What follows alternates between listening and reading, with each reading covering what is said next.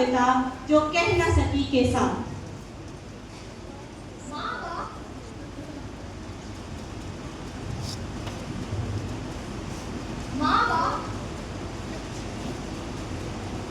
माँ बाप वह किताब है जो उम्र के हर पन्नों पर अनुभव लिखते हैं, पर अफसोस हम जब पढ़ना सीखते हैं तो उन्हीं किताबों को बोझ समझ लेते हैं, भूल जाते हैं कि कुरान की शुरुआत उन्हीं पन्नों से हुई थी। वो माँ जो हमारी हर सिसकी पर जाग उठती थी, वो पिता जो फटे जूतों में भी हमारे सपनों को पूरा करने के दौर में लग जाते थे। आज वही माँ बाप वृद्धा आश्रम की सीलन भरी दीवारों, सुनसान गलियों और अंतहे आंसुओं के हवाले कर दिए जाते हैं। जिस धरती पर मातृ देवो भव और पितृ देवो भव जैसे वाक्य उच्चारित हुए हों, वहां माता पिता को एक निर्वासित जीवन देना नैतिक दुर्बलता नहीं तो और क्या है?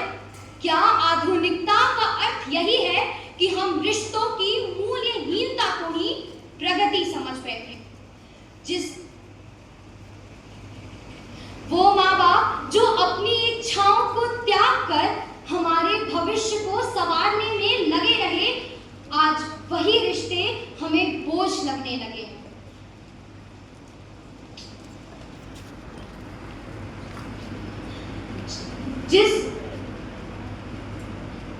जिस पीढ़ी ने तुम्हें उंगली पकड़कर चलना सिखाया, उस पीढ़ी को अकेले चलने पर मजबूर करना मानवता नहीं बल्कि नैतिक पतन की पराकाष्ठा है।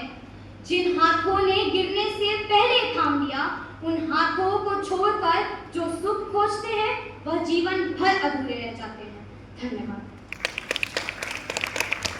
अब आमंत्रित है एकादश कला अ की एंजल प्रिया श्री सतीश श्रीजन द्वारा रचित कुपित याज्ञसेनी के साथ।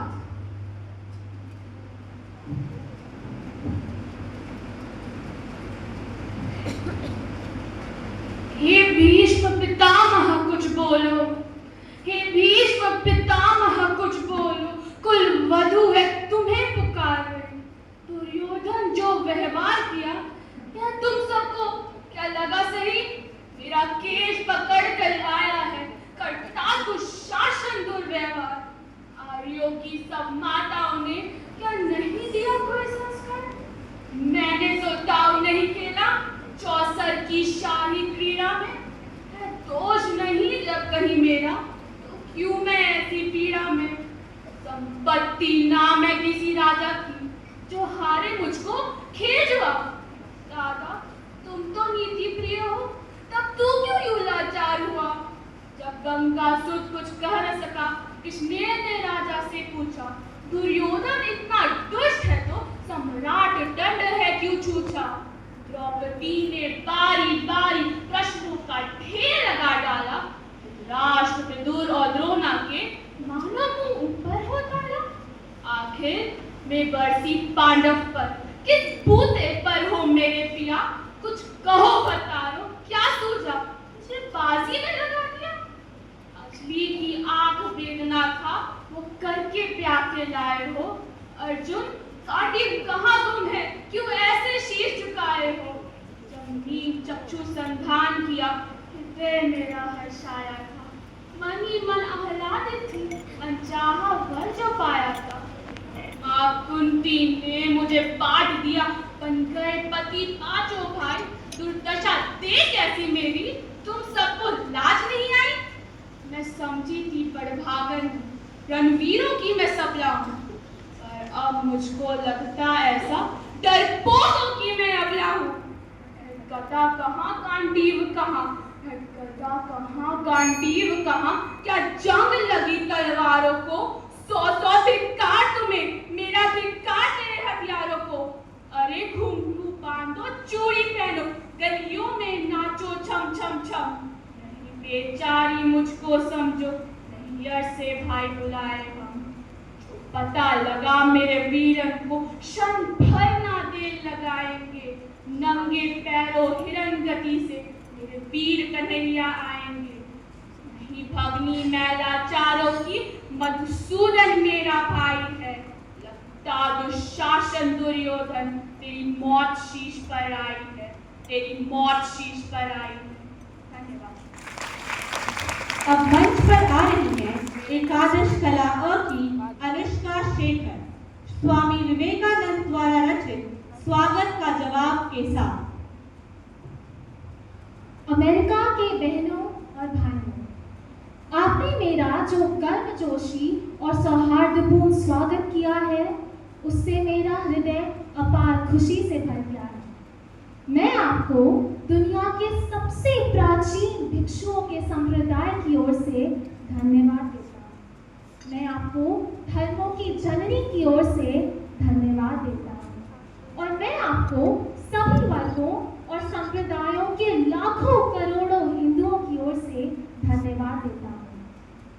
मैं इस मंच से कुछ वक्ताओं को भी धन्यवाद देना चाहता हूँ, जिन्होंने पूर्वी देशों से आए प्रतिनिधियों का हवाला देते हुए आपको बताया कि दूर दराज के देशों से आए ये लोग सहिष्णुता के विचार को अलग अलग देशों में ले जाने का गौरव प्राप्त कर सकते हैं। मुझे गर्व है ऐसे धर्म से होने पर जिसने दुनिया को सहिष्णुता और सार्वभौमिक स्वीकृति दोनों सिखाई है। हम न केवल सार्वभौमिक सहिष्णुता में विश्वास करते हैं, बल्कि हम सभी धर्मों को सत्य के रूप में स्वीकार करते हैं। मुझे गर्व है ऐसे देश से होने पर जिसने पृथ्वी पर सभी धर्म और सभी राष्ट्रों द्वारा सताए गए शरणार्थियों को अपने सीने में समेटा है। मुझे गर्व है ऐसे देश से होने पर जिसने महान पारसी राष्ट्र के बचे हुए लोगों को शरण दी और आज तक उनका पालन पोषण कर रहा है। संप्रदायवाद, कट्टरता और इसके भयानक वंशज धर्मांधता ने इस सुंदर पृथ्वी पर लंबे समय से कब्जा कर रखा है। उन्होंने हमारी पृथ्वी को हिंसा से भर दिया है, इसे बार बार मानव रक्त से नहलाया है, सभ्यताओं को नष्ट किया है और समस्त राष्ट्रों को निराशा में डाल दिया है। यदि ये भयानक वंशज ना होते तो हमारा मानव समाज आज की तुलना में कहीं अधिक उन्नत होता। लेकिन अब इनके अंत का समय आ गया है और मैं पूरी उम्मीद करता हूं कि आज के इस सम्मेलन के सम्मान में सुबह जो घंटी बजी है वह समस्त धर्मांधता, कलम या तलवार से होने वाले सभी उत्पीड़न और एक ही लक्ष्य की ओर अग्रसर व्यक्तियों के बीच सभी द्वेषपूर्ण भावनाओं की मृत्यु घंटी होगी। धन्यवाद। अब हमारे बीच आ रही हैं एकादश कला ब से प्रियांजलि कुमारी, श्री भगत सिंह द्वारा रचित मैं भगत सिंह बोल रहा हूं के साथ।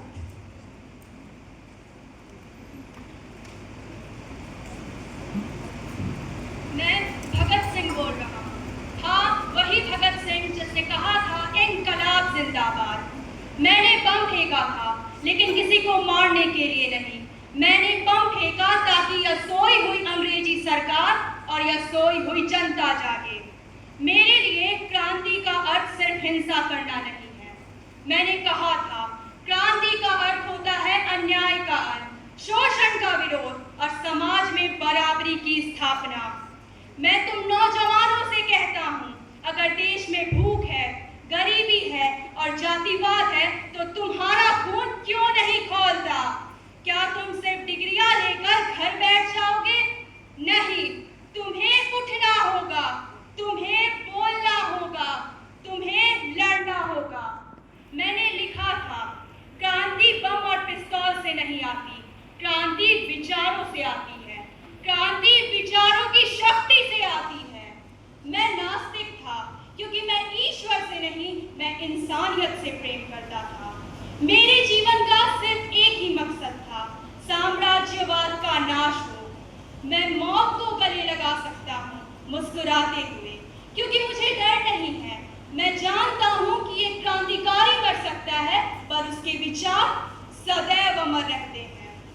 यदि अगर आज तुम चुप रहे तो आने वाली पीढ़ियां तुमसे यह सवाल करेंगी कि जब अन्याय हो रहा था तो तुम कहाँ थे? क्रांति कभी रुकी नहीं है। आज भी हमें एक ऐसी क्रांति की जरूरत है जो देश से गरीबी हटाए, जात को इंसान माने। तो उठो, मेरी तरह नहीं, अपने तरीके से लड़ो, कलम से, कर्म से, विचार से लड़ो। इनकलाब जिंदाबाद, भारत माता की जय। धन्यवाद। एकादश कला ब की दूसरी प्रतिभागी हैं सुनीति प्रिया, श्री बाल गंगाधर तिलक द्वारा रचित स्वराज के साथ।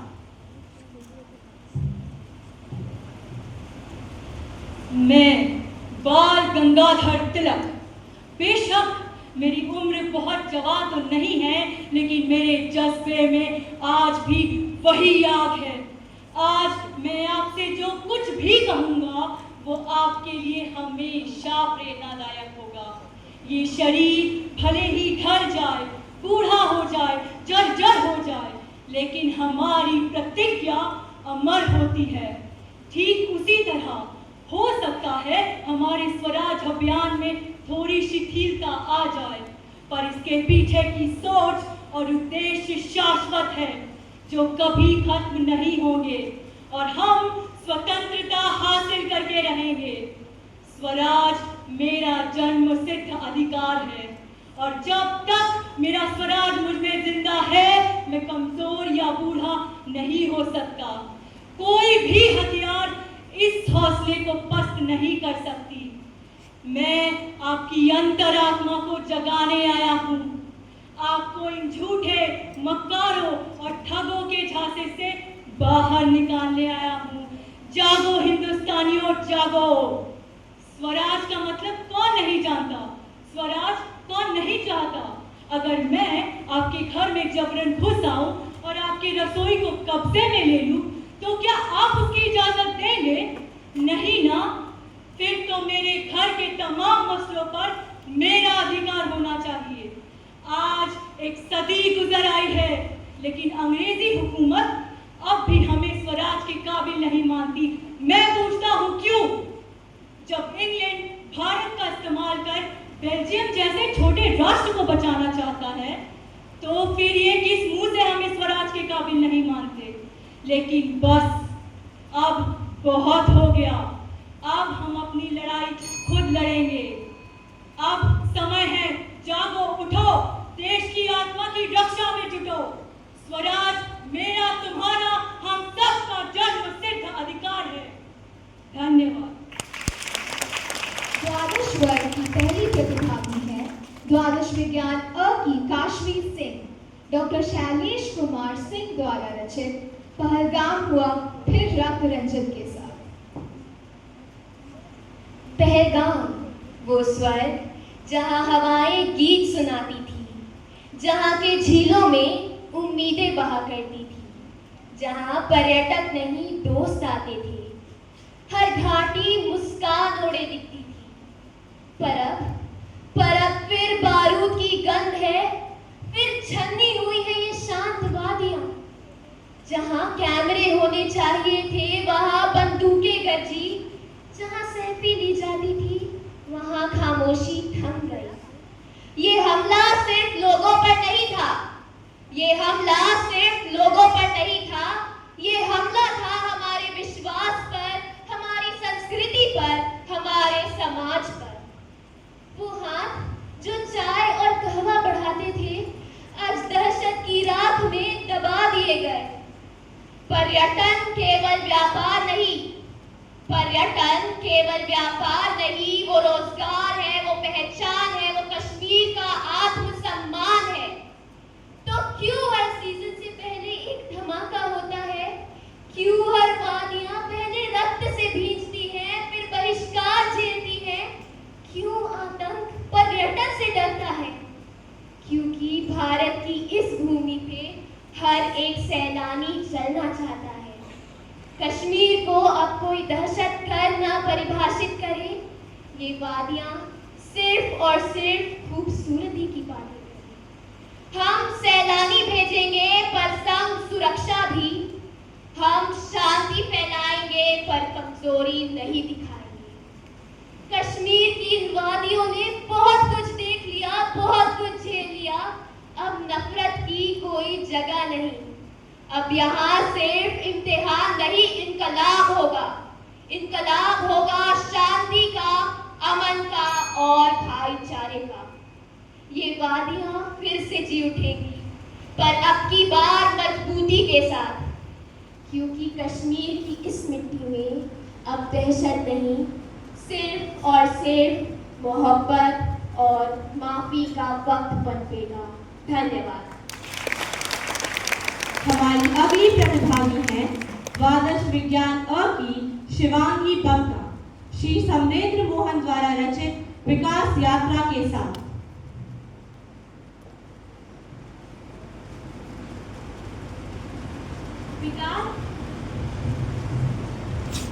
विकास की दौड़ में अंधी उड़ान, विकास की दौड़ में अंधी उड़ान, भूल गए हैं हम प्रकृति का मान।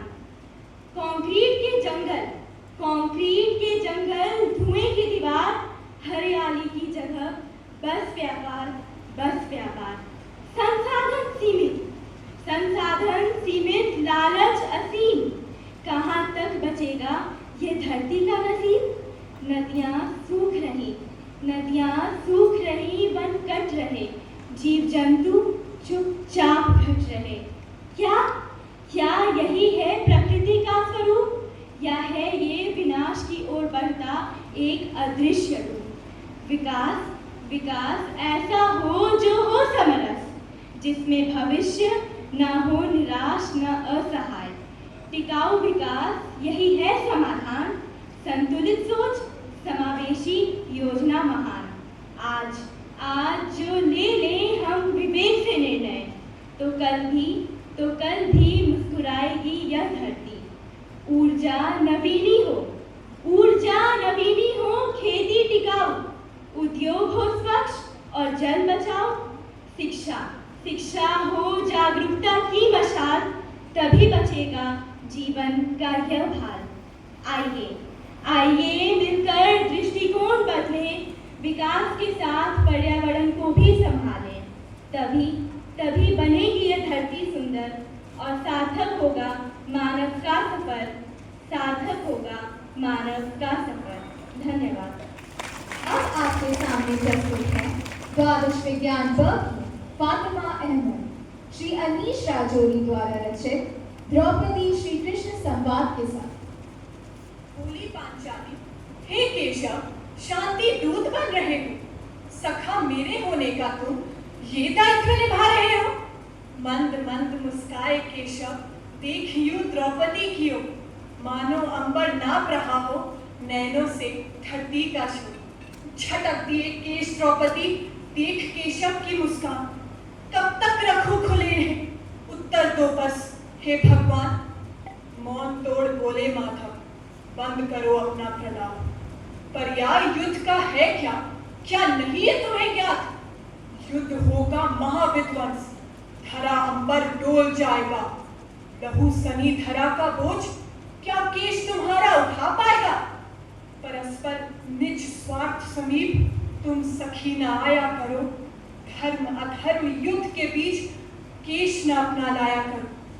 मौन क्षणिक हो कहे द्रौपदी, मस्तिष्क अब संकुचित है। युद्ध होगा महाविध्वंस, तर्क आपका उचित है। दिवस जब बनी महारानी, निज स्वार्थ बैरागी हूं। कैसे भूलूं कर्तव्य अपना, स्वयं जब मैं साम्राज्ञी हूं। उद्दंड क्रूर उस पापी ने पावन इन केशों को छुआ है। अपमान केवल मेरा नहीं, पूरी नारी जाति का हुआ है। हाँ ये युद्ध विध्वंस है, पर अपमान स्वीकार नहीं। मौन रहे नारी अपमान पर, जीवन उसका अधिकार नहीं। अंततः हे अंतर्यामी, विनती बस इतनी करती हूँ, युद्ध होगा कि नहीं, प्रश्न बस यही गुनती हूँ। मुस्कुराकर बोले माधव, नहीं अनभिज्ञ के इस व्यथा से। भली भांति परिचित हूँ सखी तुम्हारी मनोदशा से। अवश्य हूँ सखा तुम्हारा, भूमिका एक निभा रहा हूँ। कैसे कह दूं कि युद्ध होगा, कैसे कह दूं कि युद्ध होगा, स्वयं जब मैं शांति दूत बन रहा हूं। पक्षपात करते नहीं, कर्म न्यायाधीश प्रधान है। लेखा जोखा सब सबका है, यही विधि का विधान है। धन्यवाद। द्वादश विज्ञान ब की दूसरी प्रतिभागी हैं सिंधजा कुमारी, श्री अभिमन्यु द्वारा रचित संपूर्ण कर्ण के साथ। और रण में जो कुछ भी हुआ मैं उसको ना दोहराऊंगा, रण में जो कुछ भी हुआ मैं उसको ना दोहराऊंगा। मैं सत्य कहने आ गया हूं, सत्य कहकर जाऊंगा। मैं चुनूंगा दुर्योधन, भले दुर्योधन तुम ना चुनो, पर मुझ अधर्मी से प्रथम तुम धर्म क्या है वो सुनो। कि धर्म और अधर्म की बुनियाद ही कर्म है, और कर्म से निर्मल है जो उसके संग में ही धर्म है। तो कह दो कान्हा, इस जहां में दान करना पाप है, और इस जहां में सूत के घर जन्म लेना शाप है। कह दो क्षत्रियों को जाके, कह दो क्षत्रियों को जाके, बाण को तुम फेंक दो, और रण में खींची प्रत्यंचा पर गोद रख कर देख लो। अरे वो युद्ध रण पे था ही नहीं, वह रण ही अंतर मन में था, और योग्यता की लाश वन में गिर गया उस रण पे था। शाप और वचनों के जब मैं मर रहा था ढेर पर, तब कर्ण को इस मार डाला भगवानों ने घेर कर। एक मित्र था जो मित्रता की था कदर करता मेरे। दुर्योधन ही तो था जो सब सफर करता मेरे। फिर वह चुनेगा लक्ष्य और मैं प्रत्यंचा तान दूं। अरे उसके खातिर ना तो फिर मैं किसके खातिर जान दूं। फिर 100 भी अर्जुन आ गए, 100 भी अर्जुन आ गए तो 100 से भिड़ में जाऊंगा, और जो कहा था पहले भी मैं फिर वही दोहराऊंगा। पांडवों को तुम रखो, पांडवों को तुम रखो, मैं कौरवों की भीड़ से तिलक शिकस्त में जो टूटे ना भूल। नियति की कोई भूल नहीं से निष्कारण अपमान कहो, नियति की कोई भूल नहीं से निष्कारण अपमान कहो।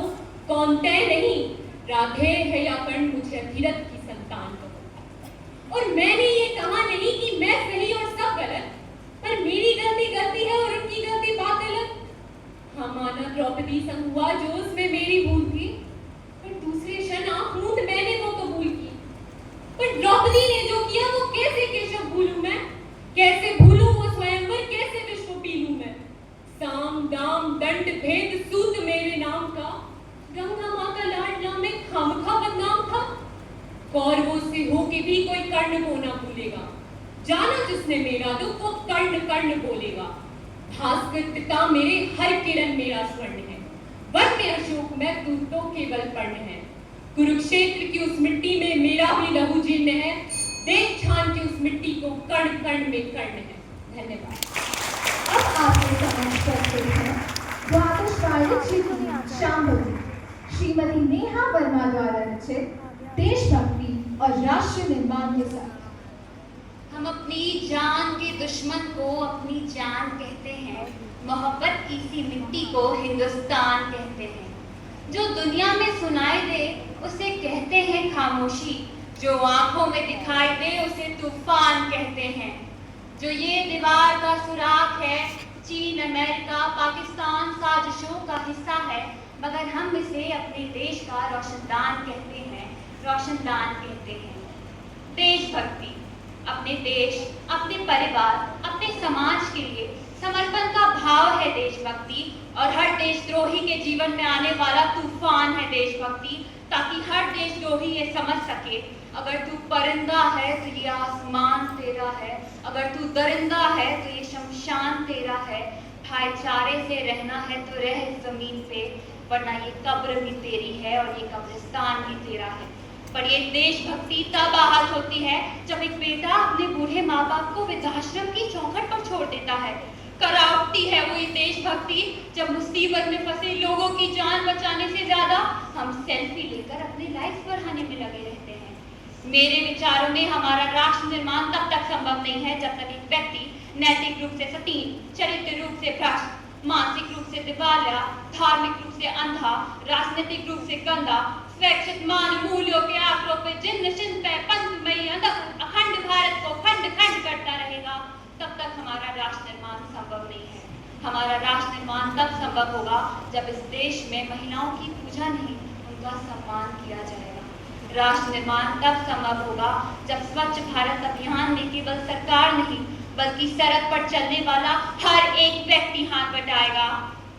राष्ट्र निर्माण तब संभव होगा जब हम सभी, मैं, आप, हम सब मिलकर हाथ बटाएंगे, क्योंकि हमारे देश की जिम्मेदारी नहीं है हमें आगे ले जाने की, बल्कि हमारी जिम्मेदारी है अपने देश को आगे ले जाने की, अपने वतन को आगे ले जाने की, अपने समाज को आगे ले जाने की।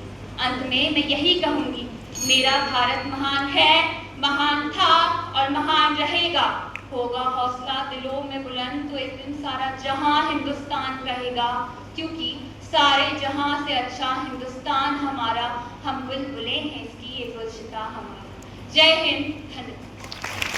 हमारी अगली प्रतिभागी द्वादश वाणिज्य की जोया राशि श्री अमन वालिया द्वारा रचित महिला आरक्षण एक थोम के साथ। आरक्षण नहीं, पहचान चाहिए। सियासत में कुर्सी नहीं, समाज में इज्जत चाहिए। आज हमारे देश में महिला दिवस मनाए जाते हैं, वादे किए जाते हैं, प्रण लिए जाते हैं, लेकिन मैं आपसे पूछती हूँ, क्या मात्र 33% आरक्षण से महिला सशक्तिकरण संभव है? हरगिज नहीं। कल्पना चावला के इस देश में आज भी नारी अपने घर की दहलीज लांघने से डरती है। उसे डर है उन रावणों से और उस समाज से जो उसकी पवित्रता पर उंगली उठाता है। आज भी नारी और नारी के खून और आंसुओं से भींगे अखबार के पन्ने चीख चीख कर यह गवाही देते हैं कि नारी आरक्षण मात्र एक ढोंग है, एक प्रपंच है। महात्मा गांधी ने कहा था, मैं उस दिन भारत को स्वतंत्र मानूंगा जिस दिन इस देश की नारी आधी रात को सुरक्षित निकल सकेगी। मगर विडंबना तो देखिए, आज दिन के उजाले में भी नारी सुरक्षित नहीं है। यदि आरक्षण देना ही है तो 2 माह के गर्भ में जहां से भी उसकी जान ले ली जाती है। जो लोग 33% आरक्षण देकर महिला सशक्तिकरण के दावे करते हैं, मैं उनसे कहती हूँ कि नारी इज्जत से जीने का हक मांगती है, अपने सपनों को हकीकत में बदलने का एक मौका मांगती है। यदि यह संभव हुआ तो किसी आरक्षण की जरूरत ही नहीं, क्योंकि वह इतनी काबिल है, इतनी योग्य है कि अपना रास्ता खुद बना सकती है। महिला सशक्तिकरण होगा तो 33% आरक्षण से नहीं, बल्कि स्वयं नारी के जागरूक होने से होगा। आज इस देश की नारी आरक्षण देने वालों से बस इतना कह रही है कि सीढ़ियां उन्हें मुबारक हो जिन्हें छत तक जाना है। सीढ़ियां उन्हें मुबारक हो जिन्हें छत तक जाना है। हमारी मंजिल तो आसमां है, रास्ता हमें खुद बनाना है। धन्यवाद। अब आपके समक्ष प्रस्तुत है द्वादश कला अ की अल्पिका पांडे श्री अमित शर्मा द्वारा रचित पार्थ कृष्ण संवाद के साथ। हे माधव, मुझको बतलाओ, कुलनाशक कैसे बन जाऊं?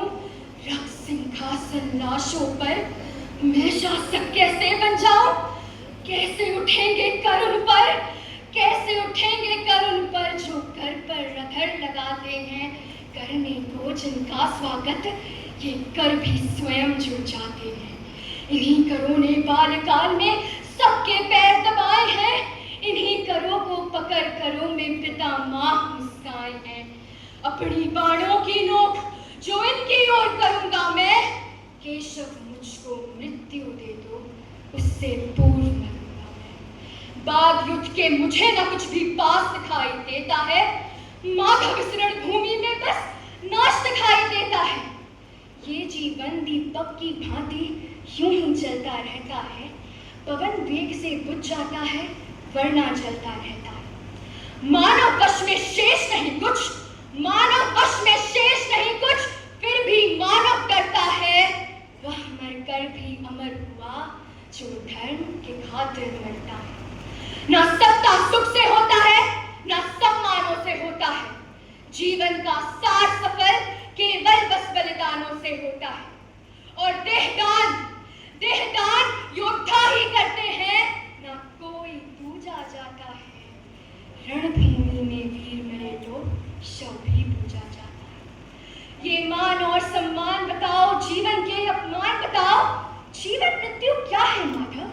रण में जीवन दान बताओ। काम क्रोध की बात कहीं, मुझको उत्तम काम बताओ। अरे खुद को ईश्वर कहते हो तो जल्दी अपना नाम बताओ। इतना सुनते ही माधव का धीरज पूरा डोल गया।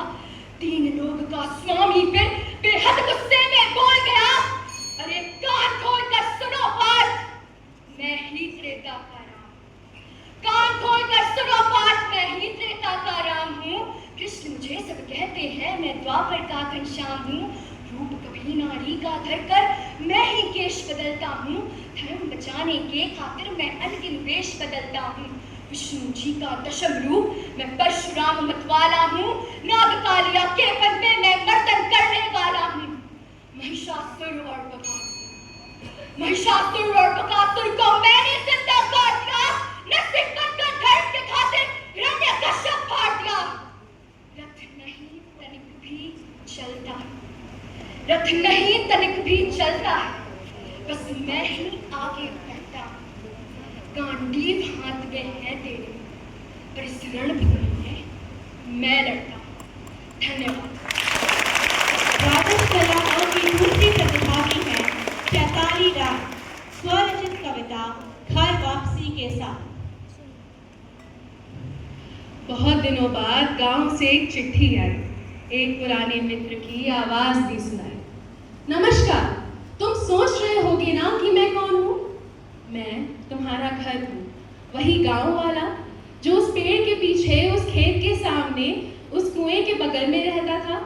मैं वही टूटा फूटा मिट्टी से सना गांव वाला घर हूँ। मित्र, तुम तो अब आते ही नहीं।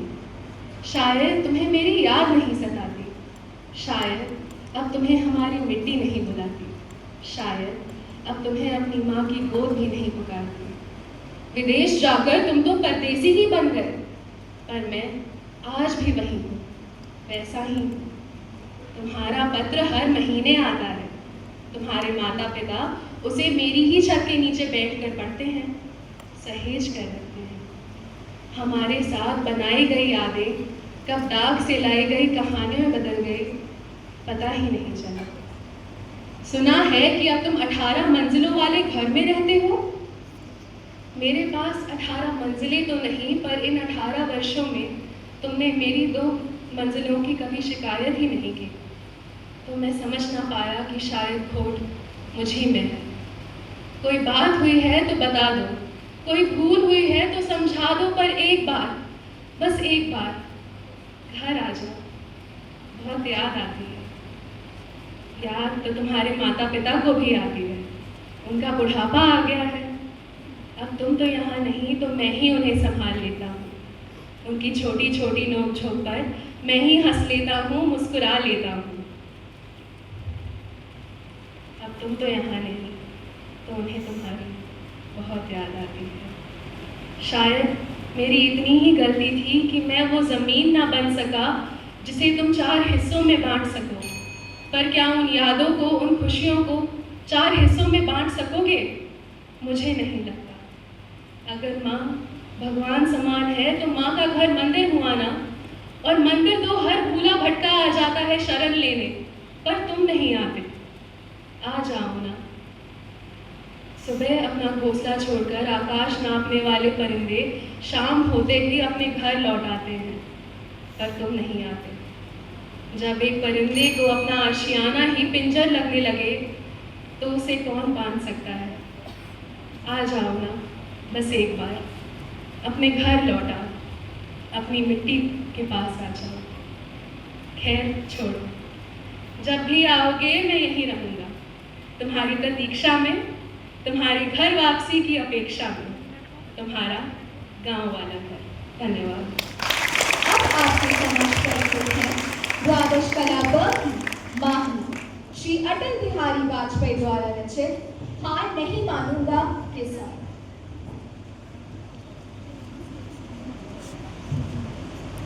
आज मैं आपके सामने उस भावना की बात करना चाहता हूँ जो किसी पुस्तक में नहीं मिलती, जो किसी परीक्षा में नहीं पूछी जाती, लेकिन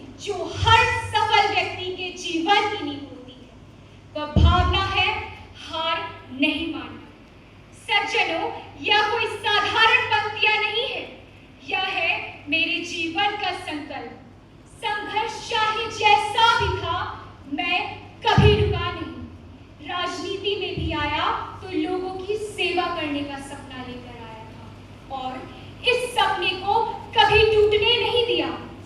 आज भी जब देश मुश्किल दौर से गुजरता है तो मेरा दिल सिर्फ यही कहता है, डरो मत, रुको मत, झुको मत। भारत की आत्मा अजय है। हमारे सामने चाहे युद्ध हो, आतंकी हमला हो या आर्थिक संकट ही क्यों ना आ जाए, हमने हर तूफान का डटकर सामना किया है। तूफानों की ओर घुमा दो नाविक नीच पतवार, ये अंधी रात नहीं टूटेगी। एक दीपक जलाना। देश को चाहिए साहस, विश्वास और संकल्प, और यह तीनों भारत की मिट्टी में बसे हैं। मुझे चोटें भी लगी, मुझे आलोचना भी मिली, लेकिन मैंने कभी शिकायत नहीं की। क्यों? क्योंकि मुझे विश्वास था कि मैंने जी भर जिया, मैं मन से मरूं, लौट कर आऊंगा, भला खुद से क्यों डरूं। आज मैं आपके सामने सिर्फ यही कहना चाहता हूं कि अगर सपना बड़ा है तो रास्ता कठिन होगा, लेकिन जो हार नहीं मानता वही असली विजेता कहलाता है। इसलिए साथियों, अगर राह में कांटे हो और मन में संशय, तो अटल जी की यह बातें जरूर याद रखना। थक कर मैं हार जाऊं, थक कर मैं हार जाऊं, ऐसा मैं इंसान नहीं। मैं हार नहीं मानूंगा, रार नहीं ठानूंगा। धन्यवाद। स्वागत करते हैं द्वादश कला ब की दूसरी प्रतिभागी शताक्षी मिश्रा का, डॉक्टर कामिनी रानी द्वारा रचित कलयुग की वेदना के साथ। कलयुग कलयुग कलयुग सुनकर कलयुग रोष से भर आया। मुझे बताओ, सतयुग, त्रेता और द्वापर को तुमने ऐसे कैसे भुला दिया कि अपनी करनी भरनी का इल्जाम मुझ पर लगा दिया। आज मुझसे पहले बीत गए जो युग, तीनों का ध्यान करो। कहते हैं सतयुग तो संतों का युग था, सत्य मार्ग प्रशस्त किया। असलियत में देव, यक्ष, दानव, मानव ने आपस में सब ध्वस्त किया, और संसार सृजन संग ब्रह्मा ने क्या कलह युद्ध में बोया था। क्योंकि उनके विप्लव द्वंद्व युद्ध में सतयुग भी तो रोया था। त्रेता में वन राम को देकर राज भरत को दिलवाया। मातृत्व विमुख मां कैकेयी ने कलंक नाम पर लगवाया। सीता को हरने वाला वो रावण था त्रेता युग का, और वैदेही का त्याग कराया। ये कर्म नहीं था कलयुग का, द्वापर में भी हुई अनीति। जरा विवेचन कर देखो, ध्रुपद पुत्री की करुण पुकार पर एक दृष्टि अपनी फेंको। कुल वधू के केश पकड़कर सभा मध्य वो ले आया। दुर्योधन जंघा को ठोके, कर्ण मन ही मन हर्षाया। पट कथा जो इतनी निर्मम है, तो पटाक्षेप कैसे होगा। द्रौपदियों के इस क्रंदन का रक्षक कौन कहाँ होगा। और केशव ने कोशिश की थी कौरवों को समझाने की, सर्वनाश की राह बनी थी द्वापर के संतानों की। और मेरी अवस्था, सतयुग के अब संत न होंगे मेरा सत्य बचाने को, ना राघव ही आएंगे अब मेरी राह बनाने को। और माधव ने मुंह मोड़ लिया है अपने गीता ज्ञान से। काल कूट सा बढ़ा अंधेरा तुम सबके अज्ञान से। 100 बातों की एक बात है, गांठ बांध लो कालजयी। अपनी करनी और भरनी के तुम ही हो उत्तरदायी। पाप पुण्य और यश अपयश का तुम सबका अपना खाता है। फिर कलयुग कलयुग कलयुग कहकर मुझको क्यों दोष लगाता है। धन्यवाद। अब आपके समक्ष आ रही है अलंकृता अपने मनमोहक गीत के साथ।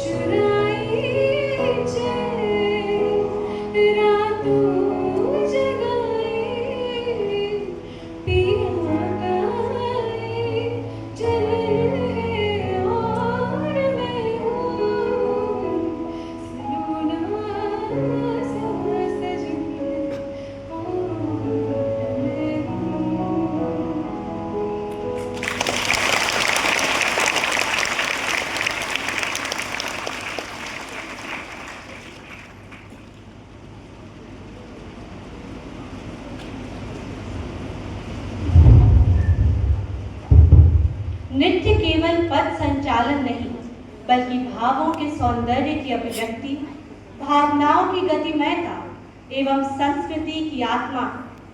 अपने नृत्य से हम सभी के मन को मोहित करने आ रही हैं हमारी कुशल छात्राएं।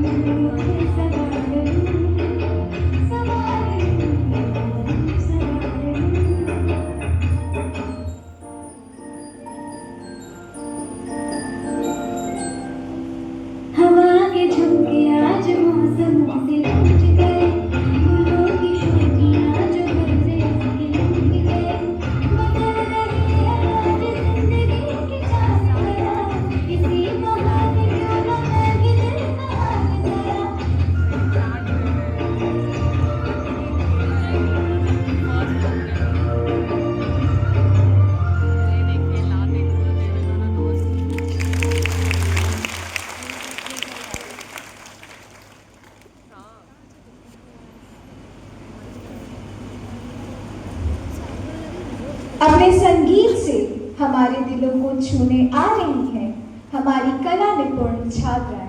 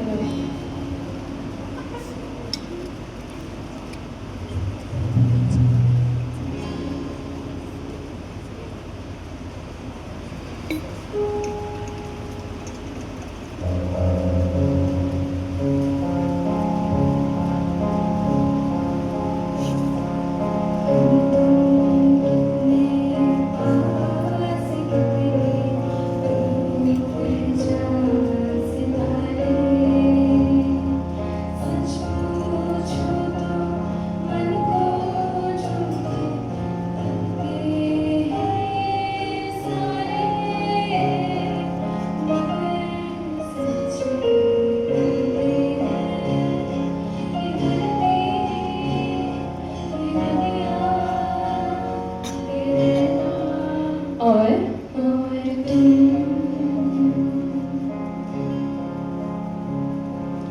wise men say only fools rush in.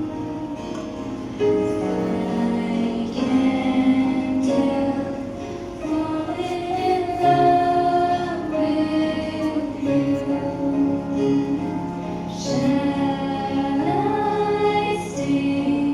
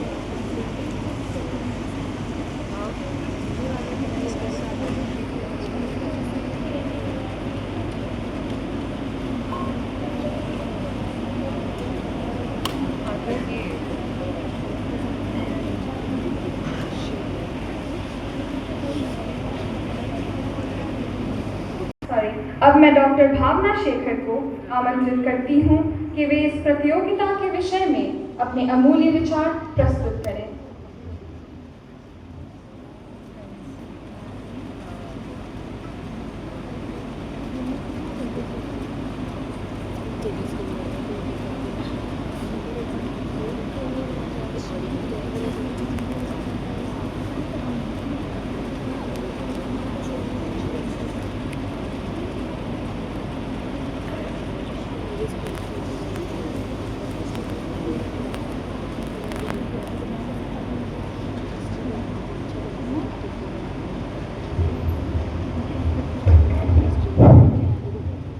नमस्कार।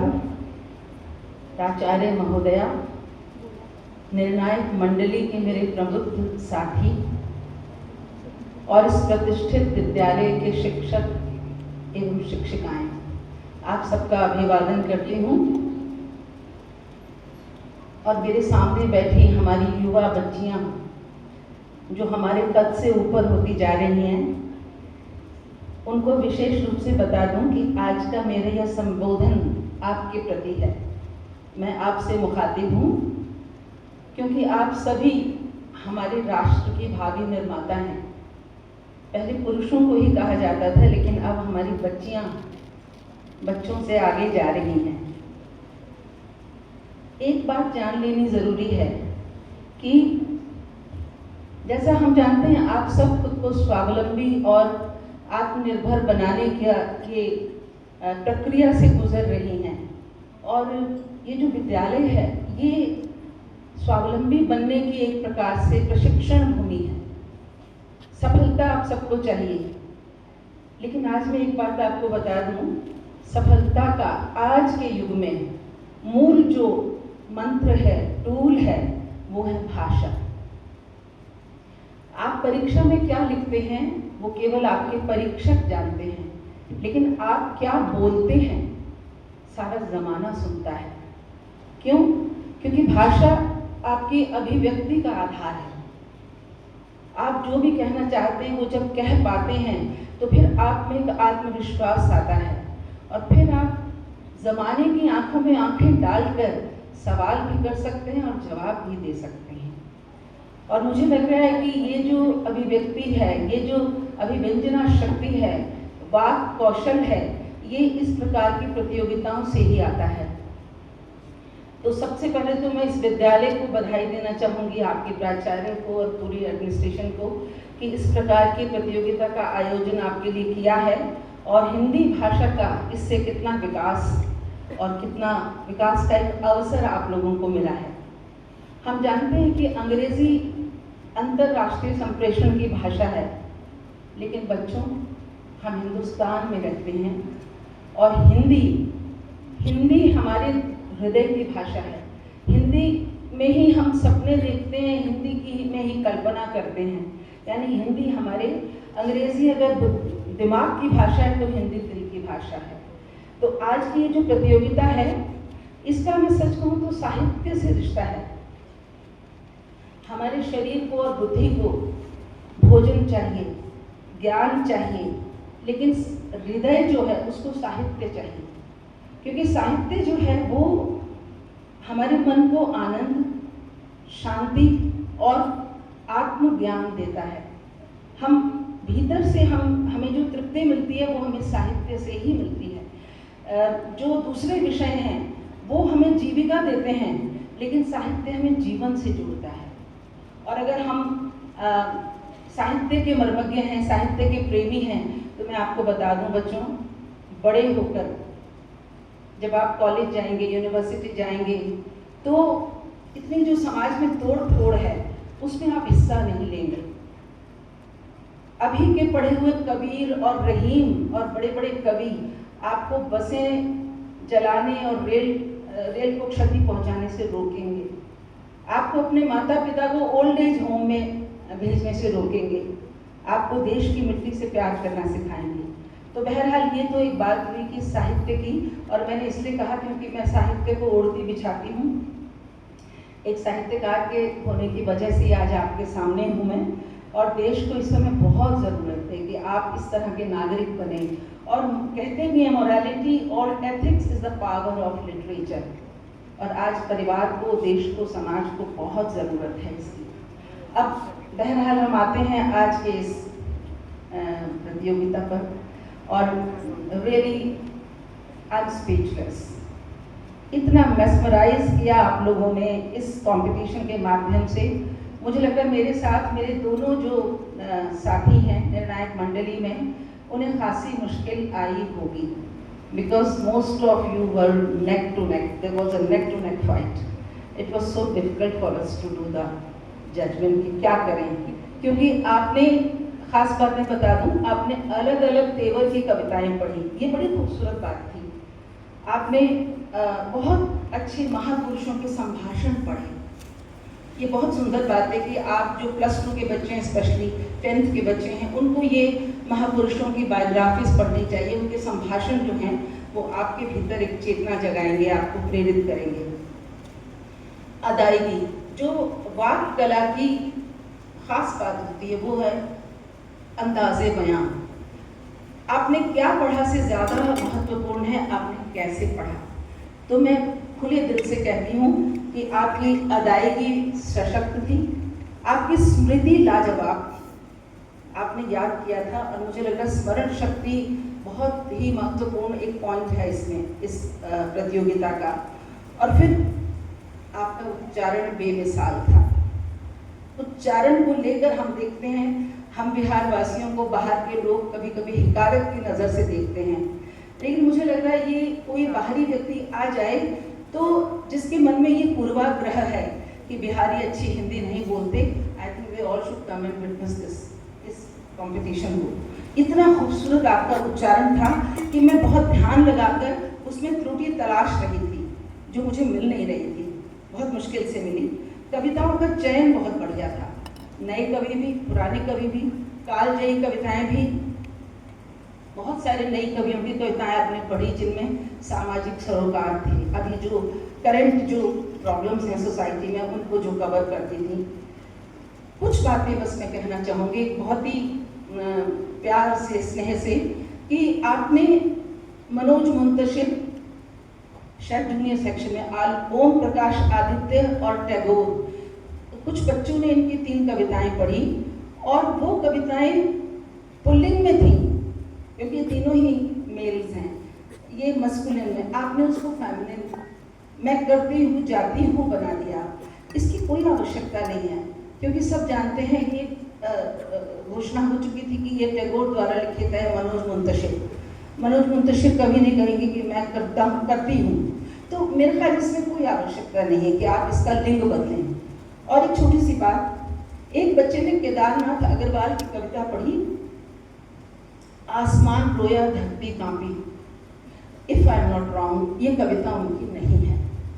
तो आप सही नाम लिखें, नहीं तो आप अज्ञात लिखें।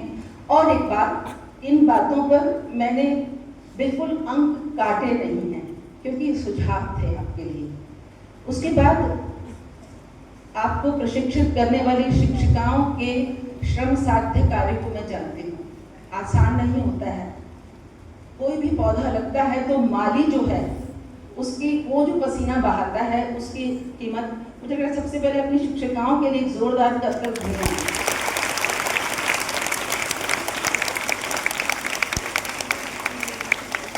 और प्राचार्य महोदया के लिए मैं क्या कहूँ, जिन्होंने इतने बड़े इस शिक्षण संस्थान को इतनी खूबसूरती से संचालन किया है, और जिस तरह वो करती हैं एज एन एडमिनिस्ट्रेटर, इस प्रतियोगिता का भी संचालन जितना सुव्यवस्थित, सुगठित और बिल्कुल कहा जाए, बिल्कुल क्या कहें, धारा प्रवाह जिसमें कोई व्यवधान नहीं था, बहुत सुंदर। उनको खास तौर से बधाई और साधुवाद।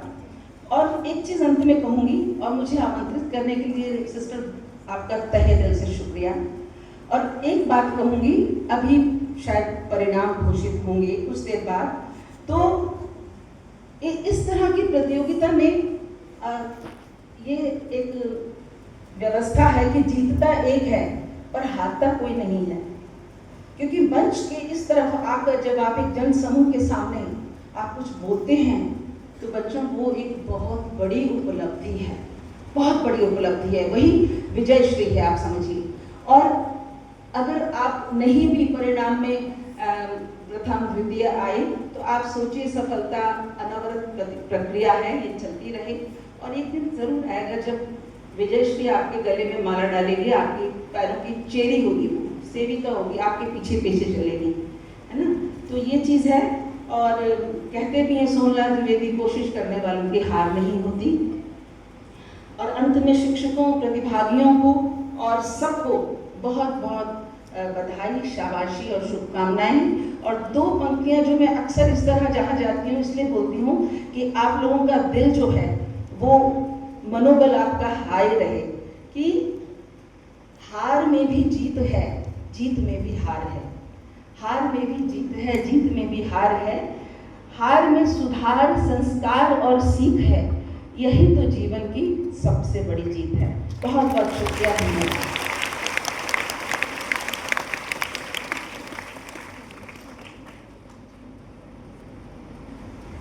आपके प्रेरणादायक विचारों एवं मार्गदर्शन के लिए कोटि कोटि धन्यवाद। अब मैं डॉक्टर रत्ना पुरकायस्थ को आमंत्रित करती हूँ कि वे अपने शब्दों से इस अवसर की गरिमा बढ़ाएं।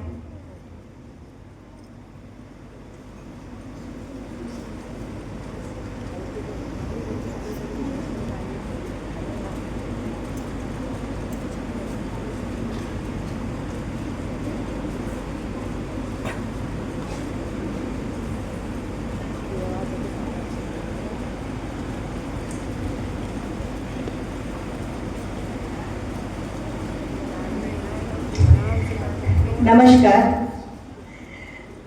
सबसे पहले तो मैं इस कैंपस की, जिसको कहा जाए कि माली ही है और बहुत प्रमुख है, उस प्रिंसिपल को मैं प्रणाम करती हूँ जिन्होंने मुझे मौका दिया है यहाँ पर आने का। इसके साथ हमारे सामने हमारी मजबूत पीढ़ी, लड़कियों की पीढ़ी, क्योंकि मुझे लगता है कि आप हमारी ताकत है, जो हम नहीं कर सके उसे आप करेंगी और ये विरासत हम छोड़ के जा रहे हैं आपके नाम। क्योंकि मुझे लगता है कि आपकी शिक्षिका, पूर्व शिक्षिका रही है भावना जी, उन्होंने चूँकि शिक्षिका हैं तो वो जानती हैं बच्चों के साथ, लड़कियों के साथ किस तरह की बात, किस तरह की शिक्षा और बातों बातों में कहानियों के द्वारा ये सब कुछ बता देती हैं। चूँकि मैं मीडिया में रही हूँ और मीडिया का स्वरूप बहुत बदला है। मेरी शुरुआत हुई थी आकाशवाणी से, जहाँ भाषा सिखाया जाता था। लोग रेडियो की कहानी, कविता या समाचार सुनकर वो अपनी भाषा को सुधारते थे। एक से एक बड़े साहित्यकार से लेकर फिल्मों के जो आज हमारे नामी ग्रामी जो हमारे कलाकार हैं या किसी भी क्षेत्र के वो वैज्ञानिक हो, वो सारे लोग रेडियो और दूरदर्शन से आए।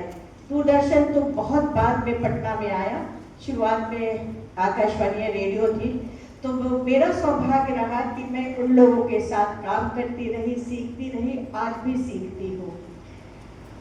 ये सही है कि कॉन्वेंट स्कूल में अक्सर ये कहा जाता है कि यहाँ पर अंग्रेजी जो है वो हावी रहता है और हिंदी भाषा को बहुत मुश्किल से बच्चे या लड़कियाँ या लड़के सीखते हैं। लेकिन मेरी धारणा मेरे घर से ही टूटी। मेरे हस्बैंड, मेरे पतिदेव इसी स्कूल में मॉन्टेसरी में पढ़ते थे, नॉट डेम स्कूल में। उस समय लड़कों की शिक्षा इन्हीं से शुरू होती थी और मैं देखी हूँ कि वो उसके बाद फिर अंग्रेजी कॉन्वेंट में पढ़े, सेंट माइकल्स जेवियर्स में। लेकिन आश्चर्य होता है जब वो हिंदी में बोलते हैं तो आप सुनिएगा तो आपको यकीन नहीं होगा कि इतने शुद्ध तरीके से वो हिंदी उच्चारण, जो भावना जी बार बार कर रही थी, शब्द आपके जो है वो बता देता है कि आपका संस्कार क्या है। और मुझे लगता है मैं अपने घर में ही बच्चे को भी शिक्षा दी कि अपनी भाषा में जहाँ ज़रूरत हो वो बात कीजिए, और उसके बाद जहाँ लोग नहीं समझते हैं वहाँ फिर आप अंग्रेजी का प्रयोग कीजिए, क्योंकि पढ़ाई लिखाई या बाहर नौकरी के क्षेत्र में अंग्रेजी की ज़रूरत होती है। आप दूसरे देशों में जब जाते हैं, वो आप किसी भी विदेशी उससे बात करेंगे तो वो अपने देश की भाषा, जो चाइना में रहते हैं चीनी भाषा, स्पेन में रहते हैं उसके स्पेनिश हो, जहाँ पे जिनकी भाषा है वो उसी भाषा को उसके द्वारा बोलते हैं। आप नहीं समझते हैं तब भी वो अपनी भाषा में ही बात करते हैं। और मुझे लगता है कि जिनकी भाषा मातृभाषा हिंदी है उन्हें तो स्वीकार करना चाहिए। माँ को तो हम बदल नहीं सकते हैं, किसी भी युग में हम माँ को तो नहीं बदल सकते हैं, भाषा को कैसे बदले। और यहाँ आने के बाद में मुझे लगता है सही में ये बहुत कठिन था कि किसको हम फर्स्ट बोले, किसको सेकंड बोले, किसी को थर्ड बोले। भाव संप्रेषण जो था वो देखने लायक था। इतने मतलब उतार चढ़ाव के साथ जिस तरीके की कविता या संभाषण ये लोग बोल रही थी, मुझे तो लगता है कि मुश्किल से कहीं एक आध शब्द मुझे लगा कि जहाँ पे उच्चारण में मतलब मैं पकड़ सकी, अन्यथा एक भी यहाँ पे जो भाग लेने वाले हमारे बच्चियाँ थी किसी ने भी अशुद्ध नहीं। और इसके लिए श्रेय जाता है यहाँ की, सही में जैसे कि भावना जी ने कहा, यहाँ की शिक्षिकाओं का सही में बहुत प्रयास करने के बाद में इस तरीके की चीज़ों को देखने को मिलता है। और ये मुझे लगता है कि मैं इन्हीं की बात को मैं दोहरा रही हूँ कि आगे देखना चाहिए नॉट स्कूल में कि बाहर के लोगों को कि यहाँ की बच्चियाँ जो है जिस तरीके से हिंदी का उच्चारण करती हैं और जिस तरीके से स्वरचित कविताएं, 3-4 लड़कियों ने तो अपनी कविता में पूछी हूँ और क्लास में देख रही थी तो मुझे मैंने वो कविताएं जो हैं जो बड़े लेखक हैं, बड़े कवि हैं और कवित्री हैं, उनसे उनके समकक्ष उन्होंने लिखा है। तो मुझे लगता है कि ये एक ताली तो उनके लिए बनता है, उन बच्चियों के लिए कि उन्होंने प्रयास किया और उनकी शिक्षिकाओं ने, जो माली कहते हैं जिनको, उन लोगों ने सुधार भी किया होगा। लेकिन उनकी कविताएं निश्चित रूप से ये मंच पे, बाहर भी मंच पे ये पढ़ने वाली कविताएं हैं। और इन कविताओं को अगर आप बाहर में बच्चियों का प्रकाशित करेंगी तो ये आगे चलकर बहुत अच्छे हमारे बीच से, हो सकता है कोई महादेवी निकल जाए, हो सकता है कोई उषा खान, किरण खान निकल जाए, हम नहीं जानते हैं। बहुत सारे बच्चियों ने बहुत अच्छा प्रयास किया है। फिर से एक बार धन्यवाद। और निर्णायक मंडली के सभी लोगों को मैं जान रही हूँ कि बहुत कठिन रहा होगा कि हम लोग अंक कैसे इन लोगों को दें। सभी लोग, मेरे लिए तो सभी बच्चियाँ जो हैं वो नंबर 1 हैं और नंबर का गेम नहीं खेलना चाहिए। सभी लोग, आप लोग धन्यवाद के पात्र हैं। बहुत मेहनत आप लोग का दिखाए, बहुत बहुत धन्यवाद।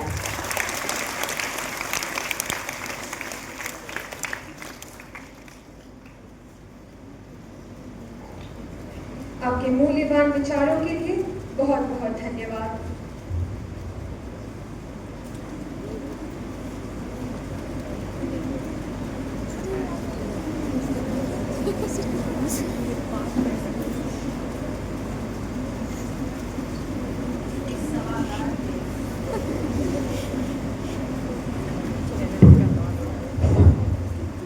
इस सभागार में उपस्थित सभी का हार्दिक अभिनंदन करती हूँ।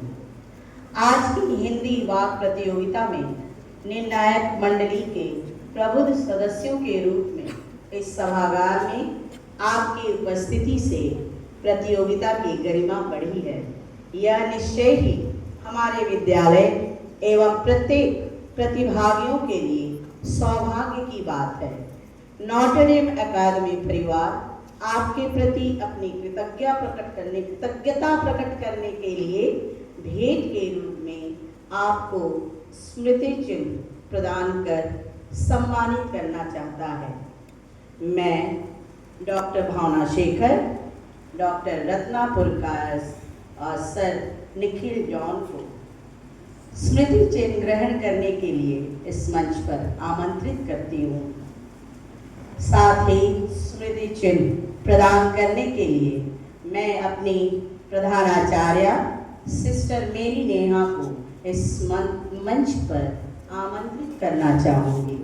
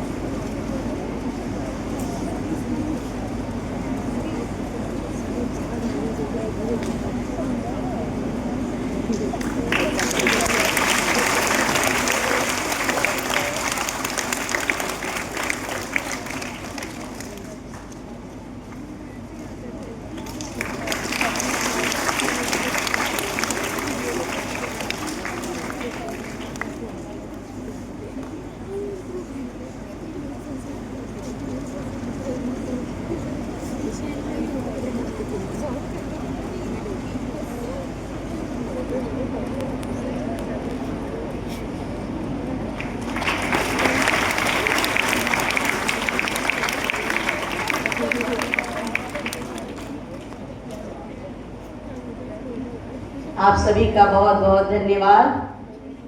अब मैं अपने निर्णायक मंडली से आग्रह करना चाहूँगी कि वे अपना अपना स्थान ग्रहण करें।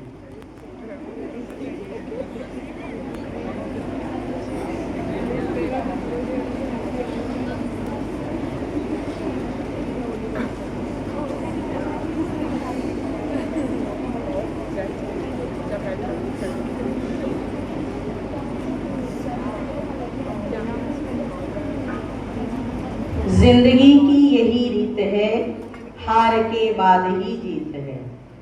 सभी प्रतिभागियों का प्रदर्शन काबिले तारीफ था। हमारे लिए तो हमारी सभी प्रतिभागी समान रूप से विजयी हैं। अब उपकन्या वर्ग की परिणाम घोषणा का समय आ गया है।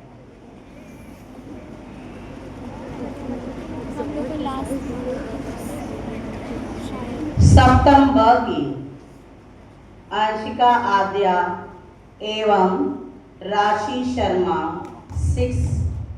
षष्ठम ड दोनों ने तृतीय स्थान साझा किया है। अंशिका आद्या एंड राशि शर्मा।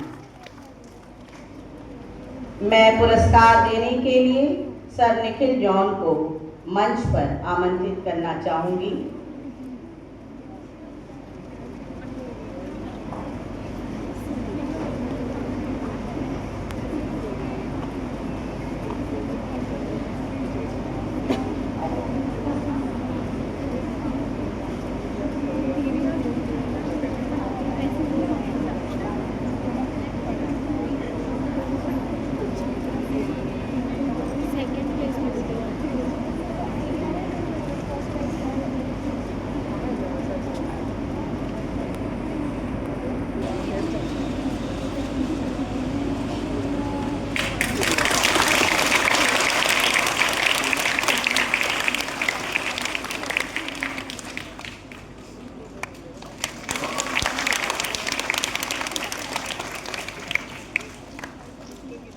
द्वितीय स्थान पुनः दो छात्राओं ने साझा किया है। अक्षिता सागर षष्ठम अ, पाखी मधुगोडिया सप्तम अ।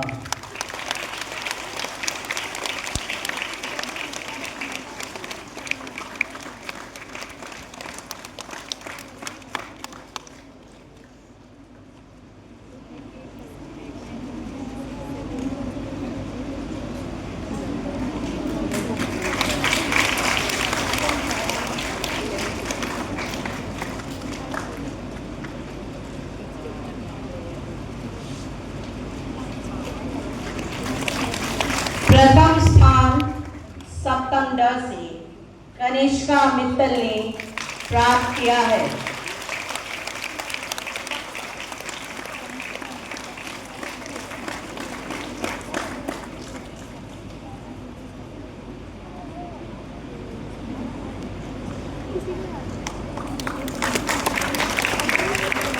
सर आपका बहुत बहुत धन्यवाद।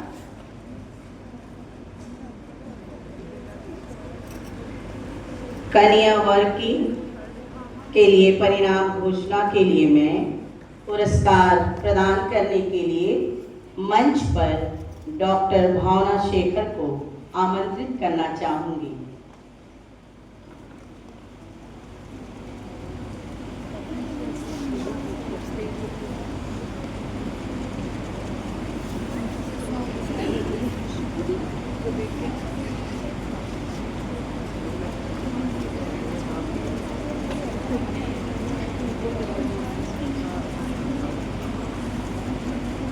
तृतीय स्थान अष्टम ब की अनुष्का भारती ने प्राप्त किया।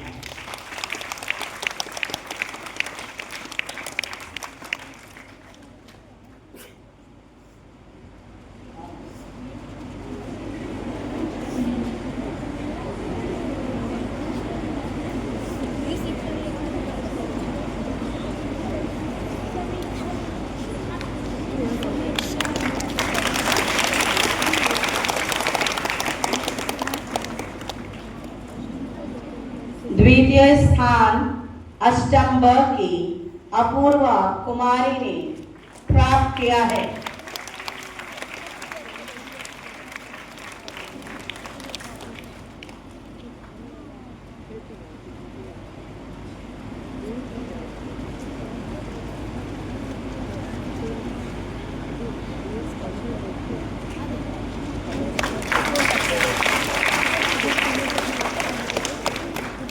प्रथम पुरस्कार नवम अ की आशीष शर्मा को जाता है।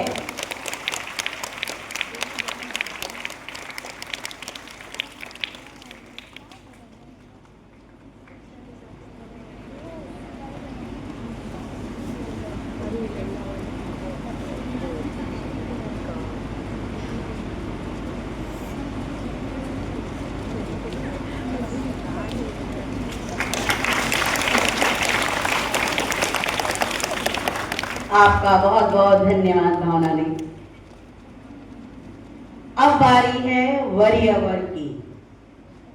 तृतीय पुरस्कार दशम अ की आशना सिंह को जाता है।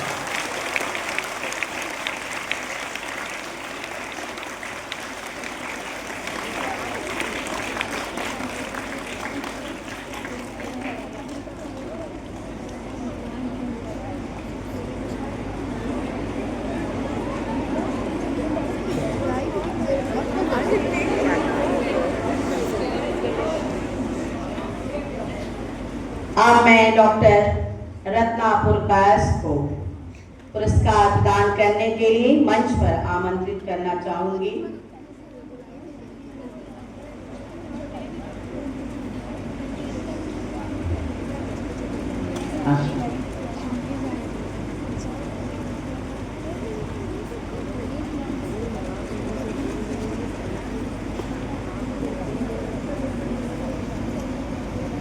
तृतीय पुरस्कार दशम अ की आशना सिंह को जाता है।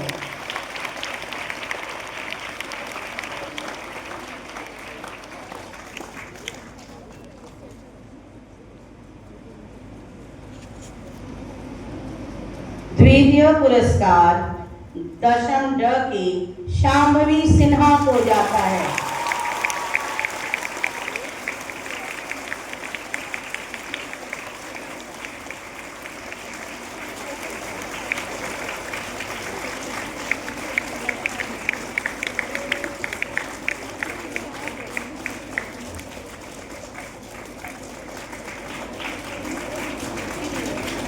प्रथम पुरस्कार एनिगस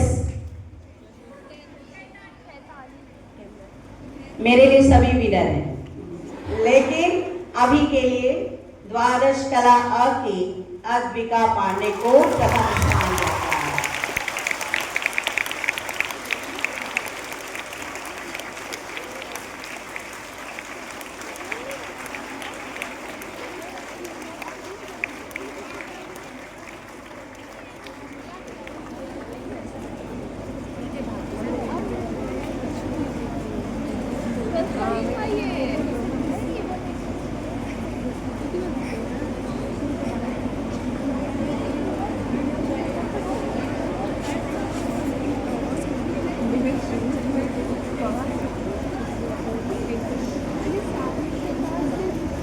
मैम आपका कोटिशः धन्यवाद।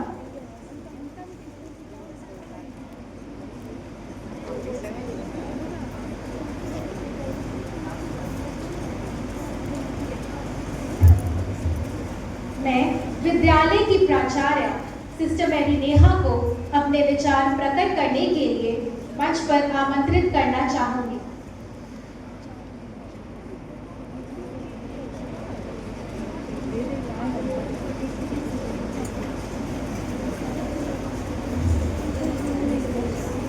Dear esteemed judges, my dear teachers and loving students,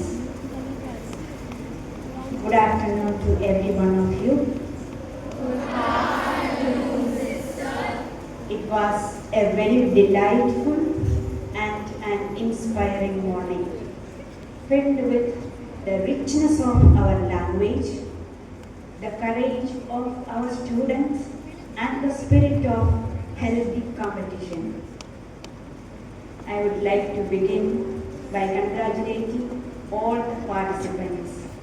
Let us give every one of them who has performed well a loud applause. They deserve it. Each of you spoke with much passion, expression, conviction and confidence. You truly brought your words to life.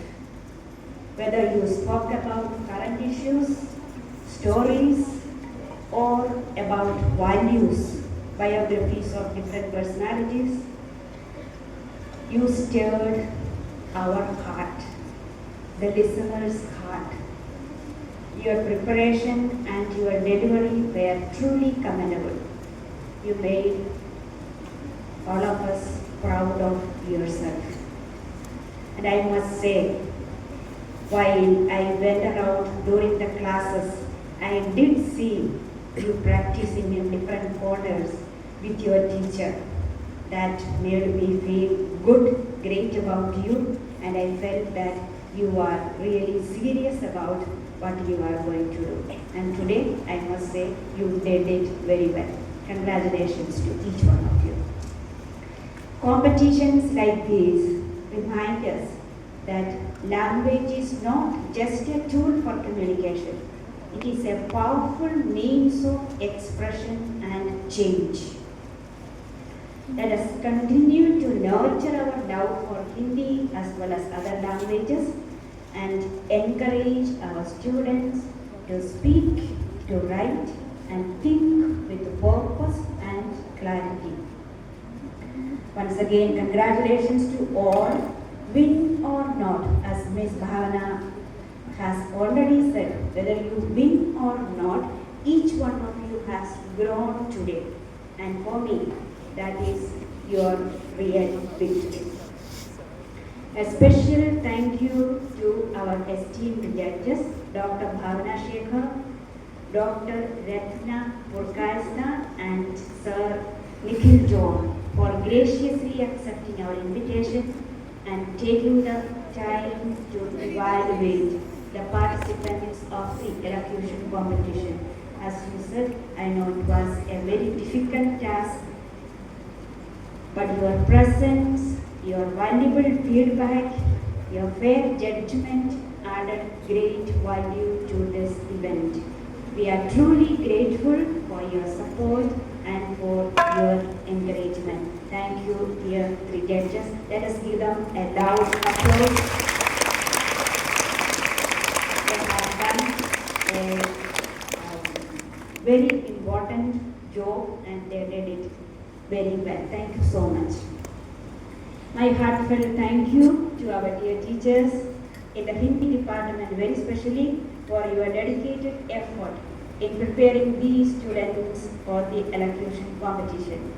Your guidance, your encouragement and hard work behind the scenes have truly reflected in their confident performances. Thank you, dear teachers, for guiding and supporting our students every step of their way. I remain grateful to the student council moderators, the students who entertained us with their talents, parents who are being with us, giving us a lot of encouragement and support, members of the office staff, the teachers who were with the tabulation job, my technical staff, and all those who were part of the success of this competition of today. Thank you very much for making all the arrangements for the smooth functioning of this event. Thank you also for my dear lovely audience, your presence, your timely encouragement, patient listening. Thank you very much. It has made a difference to the competitors. Once again, thank you to everyone and God bless all of us.